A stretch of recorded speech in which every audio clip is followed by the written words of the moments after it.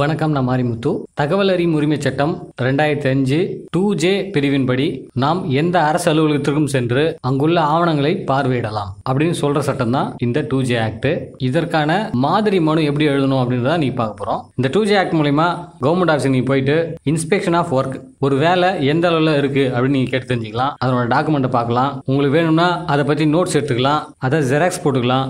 Taking certificate sample of material, அந்த நகல்ல அரசு அலுவலர் கையெழுத்து போட்டு தர சொன்னீங்கன்னா கண்டிப்பா போட்டு தருவாங்க. கம்ப்யூட்டர்ல இருக்கிற மெட்டீரியல் கூட நீங்க டிவிடி, பென் டிரைவ், இந்த மாதிரி எதுல வேணா நீங்க காப்பி பண்ணிட்டு வரலாம். செக்ஷன் 2 உட்பிரிவு F அது என்ன சொல்லுதுன்னா, நம்ம கேட்கிற இன்ஃபர்மேஷன் அரசு அலுவலகங்கள்ல பேப்பர்ல இருக்கலாம், இல்ல கம்ப்யூட்டர்ல இருக்கலாம், அது எப்படி இருந்தாலும் நீங்க கொடுக்கணும் அப்படின்னு சொல்ற சட்டம். இதுல போட்டுருக்கு பாத்தீங்களா, any material in any form including records, documents, memos, emails, opinions, advices, press releases, circulars, orders, log books, இந்த மாதிரி எந்த ஃபார்மேட்ல இருந்தாலும் 2J ஆக்ட் மூலமா நம்ம கலாய்வு செய்ய போனா அவங்க நமக்கு எடுத்து காட்டணும். தலைப்பு தகவல் அறியும் உரிமை சட்டம் 2005 பிரிவு 2J மற்றும் 2F.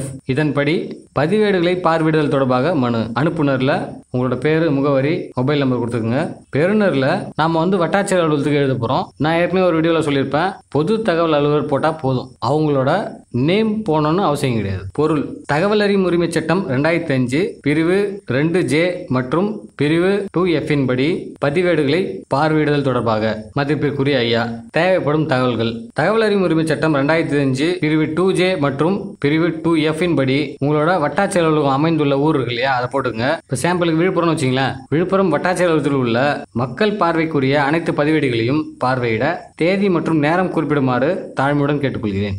ஸோ நம்ம மனு போட்டுருவோம். அவங்களுக்கு என்னைக்கு டைம் ஃப்ரீயாக இருக்கோ அன்னைக்கு நமக்கு ஒரு டேட் கொடுப்பாங்க, அன்னைக்கு நம்ம போகணும். அதுதான் டேட் அண்ட் டைம் கேட்குறோம். ரெண்டாவது பாயிண்ட் என்ன சொல்றேன்னா, தேவைப்படும் ஆவணங்களின் நகல்களை சான்றொப்பமிட்டு வழங்க அனுமதி அளிக்குமாறு தாழ்மையுடன் கேட்டுக்கொள்கிறேன். ஆவணங்களை பெறுவதற்கு கூடுதல் கட்டணம் தேவைப்பட்டால் உரிய வழிகளில் தகவல் தெரிவித்தால் நான் கட்ட தயாராக உள்ளேன். மனுதாரர் ஆய்வு செய்யும் போது வீடியோ எடுத்துக்கொள்வதில் தவறேதும் இல்லை என்று மத்திய தகவல் ஆணையம் தீர்ப்பளித்துள்ளது. அந்த கேஸ் நம்பர் இதுதான். கள ஆய்வின் போது என் சார்பாக என்னுடன் மேலும் ஒருவரை அனுமதிக்க வேண்டுகிறேன். மேற்கண்ட அனுமதியினை மத்திய தகவல் ஆணைய உத்தரவின்படி அந்த கேஸ் நம்பர் போட்டாச்சு, அனுமதிக்குமாறு கேட்டுக்கொள்கிறேன். இந்த மாதிரி நம்ம ஏன் கேஸ் நம்பர்லாம் போறோம்னா, அவங்க ரிஜெக்ட் பண்ண வாய்ப்பு கிடையாது. ஏன்னா ஏற்கனவே தீர்ப்பு வந்துச்சு, அதுல போய் அவங்க என்ன சொல்ல முடியும். அதனால அவங்க பர்மிஷன் கொடுத்தே ஆகணும். பிரிவு 7 உட்பிரிவு 1 படி மனு கிடைக்கப்பெற்ற 30 நாட்களுக்குள் பொது தகவல் அலுவலர் தகவல் வழங்க வேண்டும். நான் கேட்கும் தகவல் வேறு அரசு அலுவலகங்களில் இருப்பின் பிரிவு 6 உட்பிரிவு 3 படி அவ்வளவிற்கு அதனை மாற்றி அனுப்பி அதன் விவரத்தை விண்ணப்பம் பெற்றுக்கொண்ட 5 நாட்களுக்குள் மனுதாரர் ஆகிய எனக்கு தெரியப்படுத்துமாறு தாழ்மையுடன் கேட்டுக்கொள்கிறேன். 3ஆம் நபர் தகவல் தரலாம். இதுக்குமே ஒரு கேஸ் நடந்திருக்கு, அந்த கேஸோட நம்பர் போட்டாச்சு. ஏன்னா நிறைய நேரங்களில் இது 3ஆம் நபர் தகவல் அப்படின்னு சொல்லி ரிஜெக்ட் பண்ணிடுவாங்க.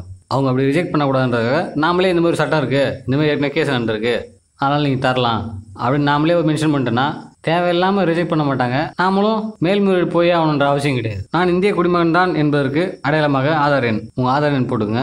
தகவல் அறியும் உரிமை சட்டம் 2005 படி கேட்கப்படும் தகவல்கள் கேள்விகளாக இருக்கக்கூடாது என்று விதியில் இல்லை.